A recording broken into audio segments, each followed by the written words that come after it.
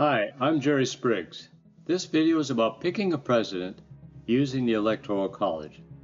Now, first of all, it's from a non-partisan perspective, which means I don't really care which political party you prefer. I've watched a lot of presidential elections. What jumps out at me when you see these red and blue Electoral College maps is how divided the nation seems to be. Something seems wrong. So I did a state-by-state analysis of the 16 elections from 1960 to 2020. It not only revealed what happened in those elections, I also found proof that we can do better. So I wrote a book entitled All Votes Matter, and this video provides some quick highlights from the book. Now, you may hear politicians and political advocates say that winning is everything. Sounds good because if you can't win, you can't hold an office. However, I hope you're aware that winning is not everything. There's much more to it than that. How you win is critical. Every sport, every game, every election is conducted within a set of rules. The thing that matters with all of them is that all participants must have an equal chance, and the process must be fair. It boils down to this: process dictates the results. If the process is unfair or unequal, we get poor results. So here are the basic principles our constitutional framers used when they set up the Electoral College. First, voting must represent the population. Second, each state must be represented. And third, we have to guard against fraud and corruption. It's called checks and balances. They're the same principles used to establish our United States Congress. Think about it.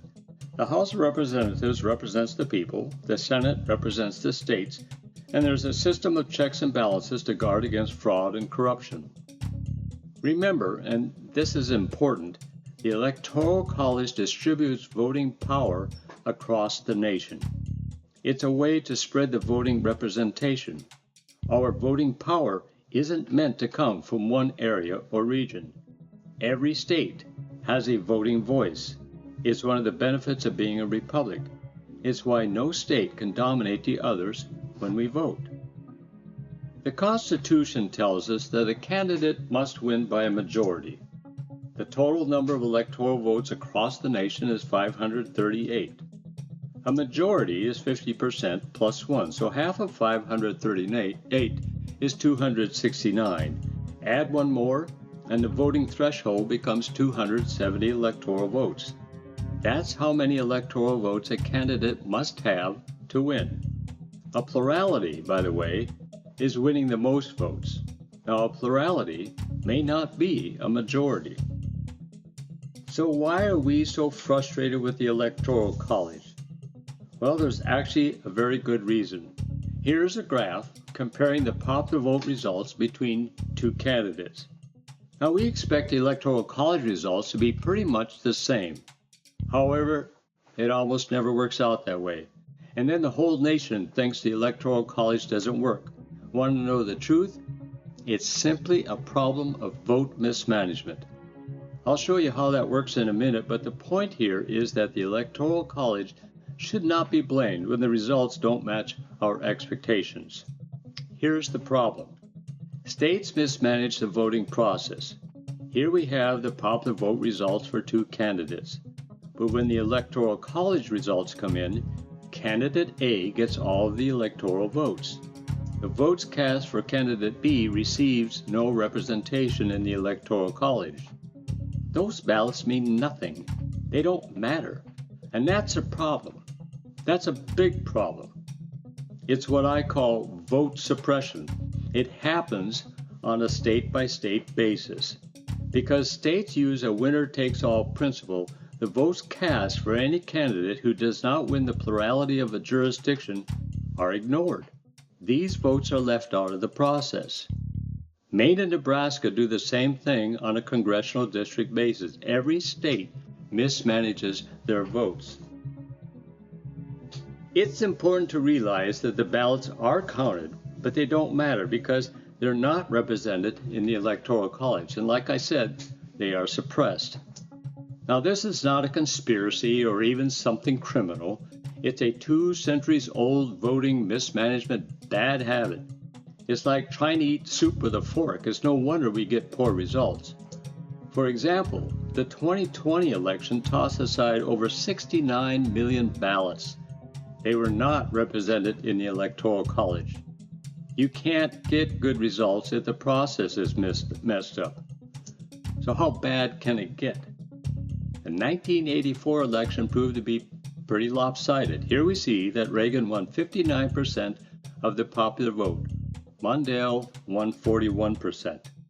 The difference between those two percentages was 18%. But when the Electoral College results came in, Reagan's share was 98% and Mondale's was 2%. That's a difference of 96%. What jumps out is the voting disparity between the results.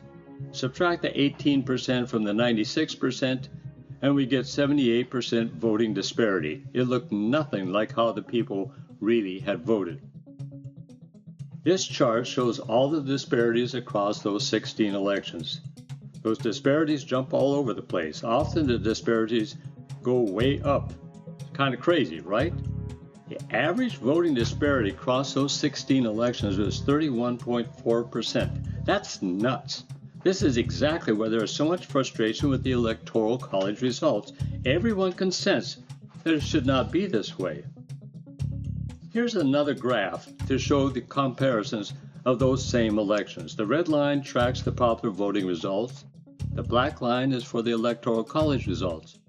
It's no wonder we become impatient with the Electoral College. It's no wonder so many people want to fix it. We want the Electoral College results to represent how we vote. It's really not too much to ask. Now, some people say we should do away with the Electoral College altogether. Yeah, well, it's not that simple. Here's a map put out by Ranker that depicts the population densities across the country. The red spots are cities. Population density in the cities is greater than the entire gray area. It's likely that a direct popular voting process would divide the nation between the cities and rural America. It's an easy way to ignore much of the country. It's called fraud and corruption, not representative democracy. Keep in mind that a change to the Electoral College requires a constitutional amendment. Amendments to modify the Electoral College or to get rid of it have been tried more than 800 times already. I'm telling you, it's not likely the Constitution will be amended in our foreseeable future. One of the constitutional principles I mentioned earlier is that there needs to be some checks and balances in the voting system. Here's a map showing how the nation voted in 2016 on a county-by-county level. The red areas voted Republican, and the blue areas voted Democrat. Remember when I said the Electoral College distributes our voting power across the nation? The Electoral College distributes the voting representation so no one area, not any city, can dominate the rest. Every state's voting voice matters. That means that the winning candidate must win a coalition of states as well as popular votes. Here's something that many people don't realize. Trump actually won the popular vote in 2016 across 49 states, including Washington, D.C. He won by 1.5 million popular vote margin. However, California tipped the popular vote favor to Hillary Clinton. She won the total popular vote by 3 million. The map shows that much of California voted Democrat. Here's the thing. Trump's coalition of 30 states checked the potential win by Clinton. It was a close race, but the nation, the states, favored Trump. In other words, it's not enough to get the most popular votes. States matter too. Our nation is a republic, and that's a hard concept for many to realize. The country is a collection of 50 states. It's almost like we're a collection of 50 countries. Each state has its own executive, which is our governors, along with its congressional and judicial branches. We're a diverse nation, but we tend to vote like the people around us. Think of how much you vote like your close relatives or your friends or your neighbors. Think how their influence and where you live affects how you vote. For example, the Northwest region with its history and cultures and values is quite different than the region we see in the Southeast. California is quite different than the upper Northeast region. The Rocky Mountain states are different than life lived along the East Coast. The desert regions in the Southwest are different than the life lived in the Great Lakes area. The center of America is different than all the rest. I haven't even mentioned the contrast we see in states like Hawaii and Alaska. We're a big country with a lot of governing jurisdictions and diversity, so our voting must have a mechanism that embraces all of it. Many want us to use the National Popular Vote Interstate Compact. It's a collection of states that agree to award all of their electoral votes to whichever candidate wins the nation's popular vote. These 17 states you see here in blue have already agreed to the idea. Together, they represent 209 electoral votes. Now remember, the winning candidate must get 270 electoral votes. So the compact of states is getting close to that threshold, and it will take effect if and when it ever does. I'll be blunt. I call the idea ridiculous, radical, and dangerous. That's snarky, I know, but I'll explain why it's true. It's ridiculous because it really doesn't fix what's wrong. Suppose you had a fever and you contacted your doctor. And imagine your doctor simply advised you, go take a cold shower. Now the doctor may be correct, because a shower might cool you off, but your problem wouldn't be cured. In the days of COVID, that approach could have killed you. A problem cannot be cured if it is ignored. The National Popular Vote idea ignores the problem, and ignoring the cause of voting mismanagement, well, it's ridiculous. The idea is also radical. First of all, it defies the Constitution. It calls for a compact instead of an amendment. It ignores the sovereignty of states. The Republic is ignored. Remember, each state deserves its own independent voting voice. How a state's voters cast their ballots won't really matter. Because of that, it also risks disenfranchising more voters, not fewer. Imagine if your state votes mainly for one candidate, but all of your state's electoral votes goes to someone else. A lot of your state's voters would be disenfranchised from the process. And remember, process dictates results. The National Popular Vote idea is dangerous. The voting results we get could easily be misleading. And truth matters. In this day and age of so much misinformation, ignoring the true voting results has a negative impact. It's called ignoring the facts, spinning the story. It's lying. We should strive to strengthen voter confidence in our democracy, not erode it. I'll give you an example. Imagine if the National Popular Vote Interstate Compact was in place in 2016. The map you see here shows the blue states that have already agreed to the compact. 6 more states, shown in dark blue, are seriously considering the idea.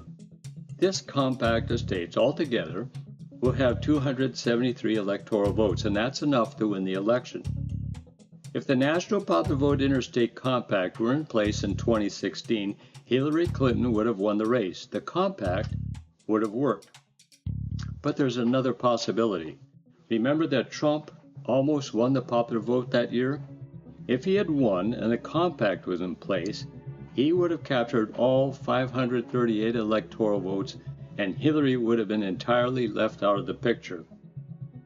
The actual results, by the way, was that Clinton won 227 electoral votes to Trump's 304.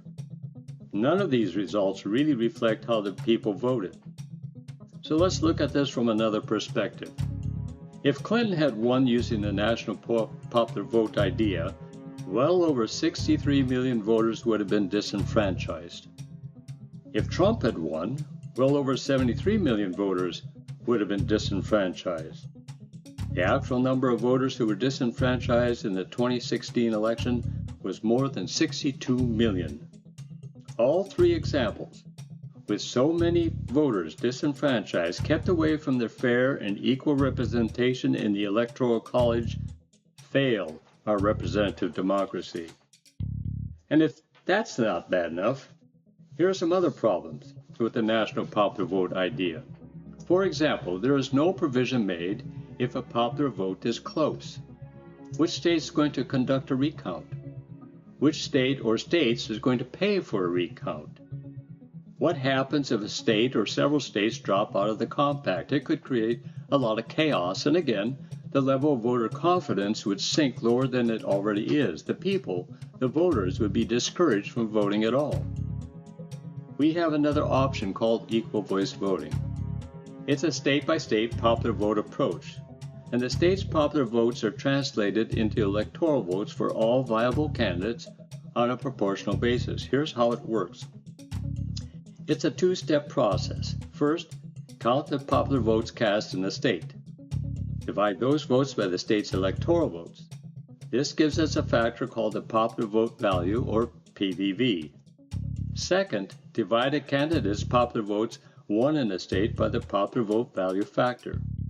The result is the number of electoral votes the candidate wins, always shown in whole numbers. It's important to notice that because of the PV factor, all votes matter. You can vote for Santa Claus, and your vote will affect the popular vote value. It encourages voter turnout because all votes matter. Here's a simple example to illustrate this. Imagine a fictitious state has 3 million voters. Suppose the state has 10 electoral votes and only 2 candidates. First, we divide the 3 million voters by 10. That gives us a PVV of 300,000.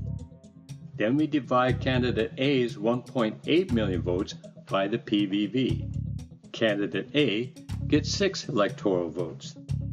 We divide candidate B's 1.2 million votes by the PVV, and candidate B gets the remaining 4 electoral votes.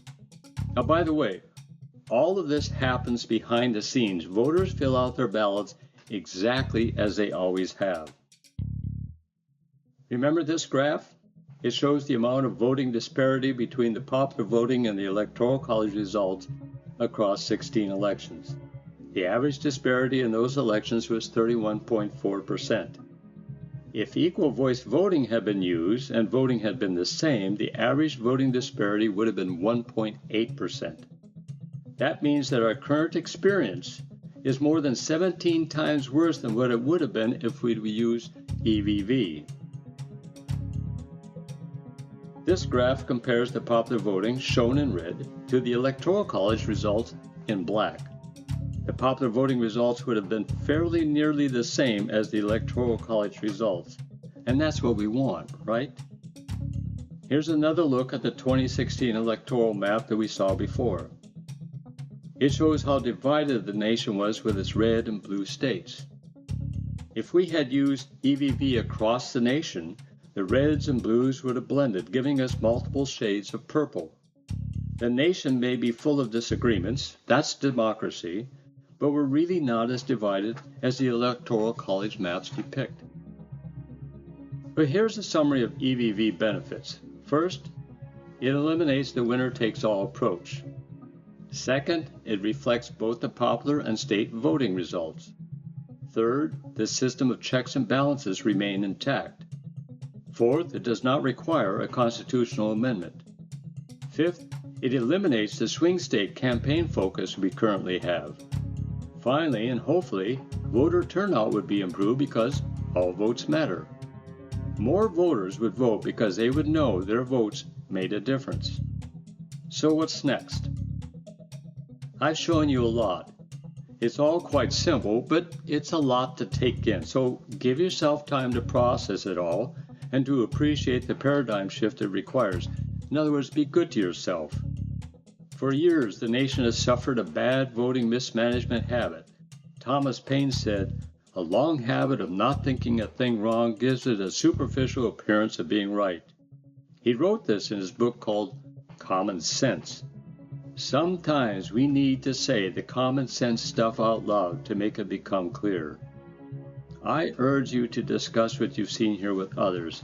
Our discussions can lead to legislation wherein our presidential elections can be more fair and more equal with equal voice voting. And now it's time for a commercial. As I said earlier, I wrote a book entitled All Votes Matter. Check it out.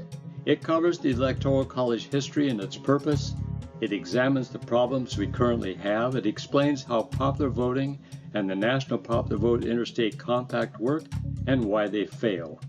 It explains how equal voice voting works, and it even has a section devoted to gerrymandering.